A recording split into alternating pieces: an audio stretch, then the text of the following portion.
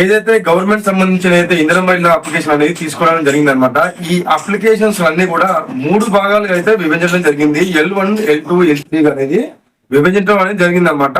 L1 అయితే మీకు అందరికి తెలిసిందే, జాగా ఉన్న వాళ్ళకి 5 లక్షలు కట్టుకోనికి అయితే 4-5 విడతలకు అయితే అమౌంట్ అనేది ఇస్తారనమాట. ఇక L2 విషయానికి వస్తే వీళ్ళకున్న మెయిన్ అతిపెద్ద డౌట్ ఏంటంటే ఈ L2 లో ఎవరైతే వచ్చారో వీళ్ళందరినీ కూడా మళ్ళీ రీసర్వే చేసే అవకాశం ఏమైనా ఉంటుందా అన్నట్టు చాలా మంది కూడా డౌట్ రూపంలో అయితే అడుగుతున్నారు అనమాట.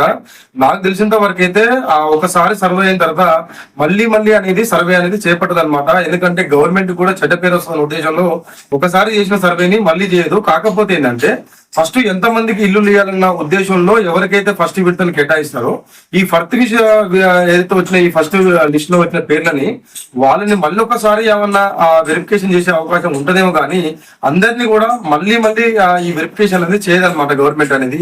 ఈ డబుల్ బెడ్రూమ్ సంబంధించింది కానీ లేకపోతే ఈ ఇందిరమ్మ ఇళ్ల సంబంధించిన కానీ ఎటువంటి చిన్న అప్డేట్ ఉన్నా కానీ మన వీడియోస్ ద్వారా మీకు తెలియజేయడం జరుగుతుంది. కాబట్టి మన ఛానల్ అయితే సబ్స్క్రైబ్ చేసుకోండి.